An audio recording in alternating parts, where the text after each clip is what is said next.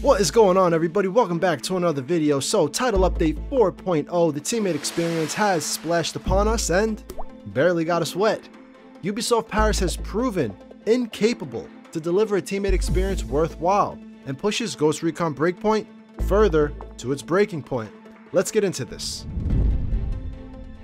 Out of all the things requested by the community for teammate AI within this franchise, a teammate experience that would have been worth its weight in gold would have been one that would have given us the ability to finally control our AI teammates individually and make them feel like competent soldiers in the field of battle. A quick aside, I recommend for those of you who truly want to understand what the AI teammate experience could look like in a Ghost Recon game, check out this video above. Let me know what you think of my ideas on how we could bring the AI experience in this franchise to life. Moving forward, Ubisoft has decided that they will continue to deliver mediocre content with mechanics that already exist in the game combined together to create quote-unquote new experiences for their player base.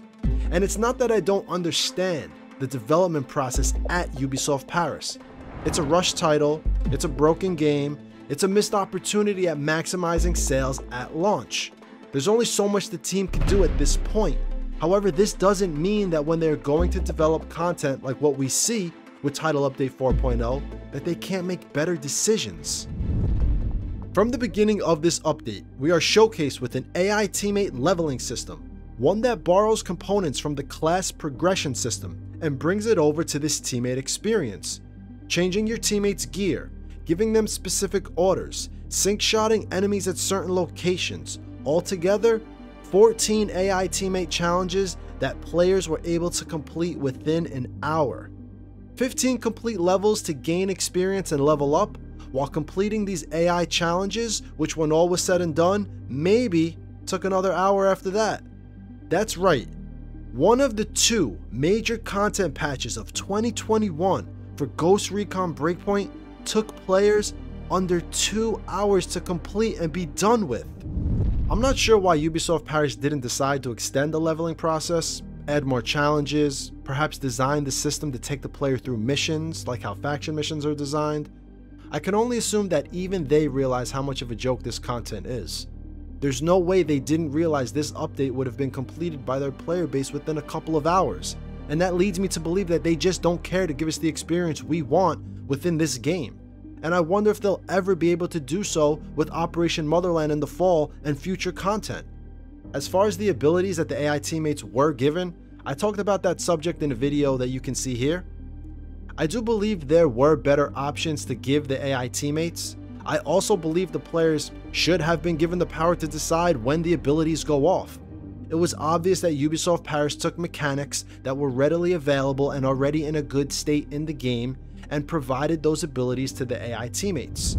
Moving on from that, they did ensure that the update was filled with microtransactions to get players to purchase new items, new cosmetic skins, and I don't fault the company for doing this. I think when giving out free content, this is a great way to earn revenue during a year where the company has nothing coming in as they work on new things.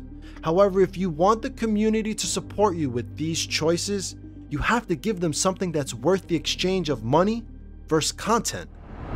When a player can complete your title update within an hour or two at the most, and then be charged $5, $10, $20, anyone could see that it's not a fair exchange, and that players may feel like they're getting shafted.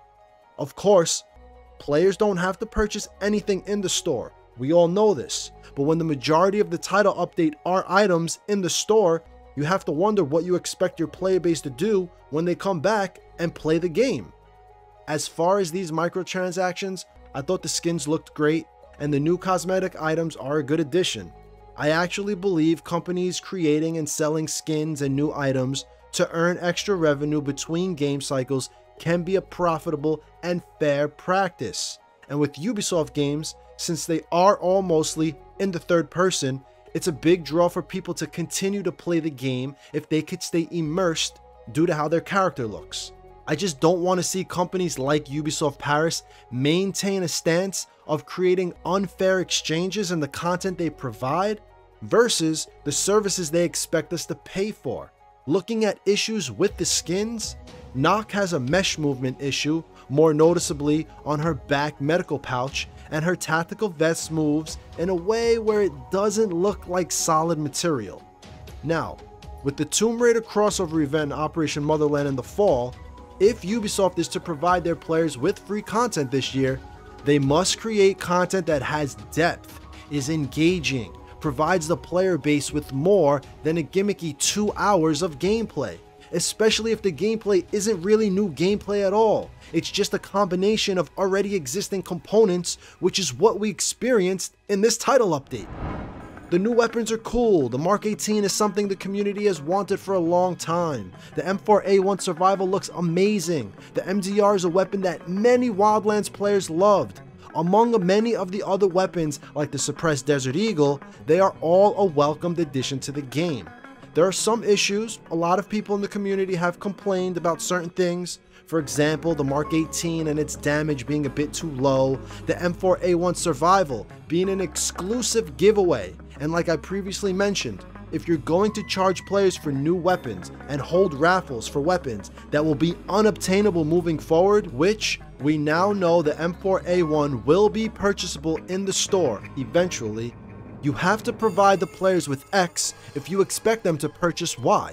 And X and Y must be of equal value for the players to feel like they're getting their money's worth. At this point in time, it's my opinion that the majority of players do not feel like they're getting their money's worth or have gotten their money's worth. Moving aside from that, for other things that might go unmentioned, I do realize enemies are now throwing grenades at a reasonable rate. During all of my engagements, enemies are tossing flashbangs and frag grenades and trying to get me out of cover, and I am enjoying the battles a lot more. The implementation of our AI teammates throwing frag grenades is also a welcomed improvement.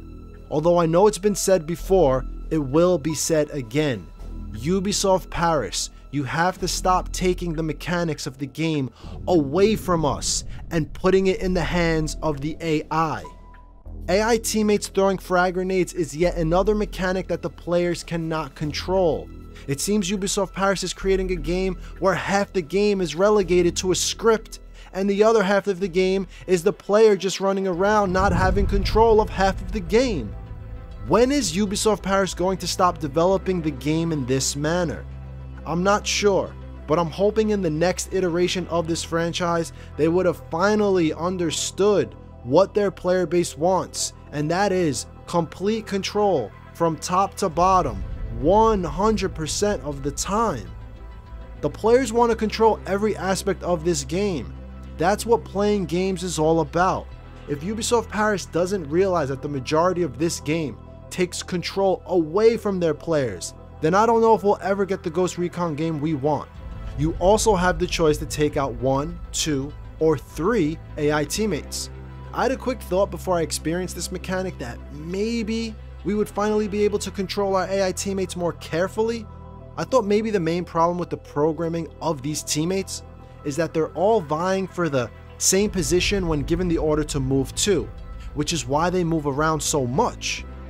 But this was a short-lived thought, as the issue of the AI teammates having a mind of their own and them moving after they reach your move to destination is still a huge problem. Now, at the end of the day, I recognize Ghost Recon Breakpoint still stands alone as one of the only third-person tactical shooters on the market for PC and console. I still enjoy playing the game, but the majority of that enjoyment comes from streaming, hanging out with everybody, playing co-op with friends.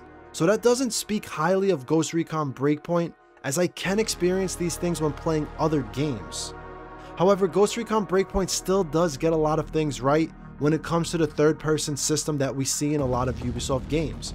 Ubisoft still provides the gaming community with decent third-person games, even if Ghost Recon Breakpoint as a whole did not hit the mark.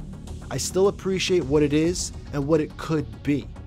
Ubisoft Paris needs to figure out what they're going to do with this franchise moving forward, because after a year and a half of additions, I'm not sure if they figured out what went wrong with Ghost Recon Breakpoint, and I'm not sure they'll even understand how to fix it.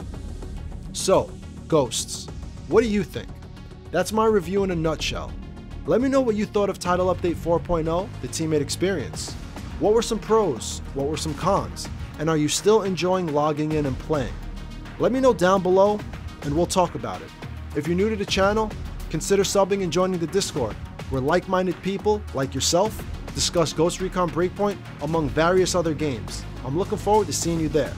So, I hope everyone had a fantastic weekend, had a great Memorial Day.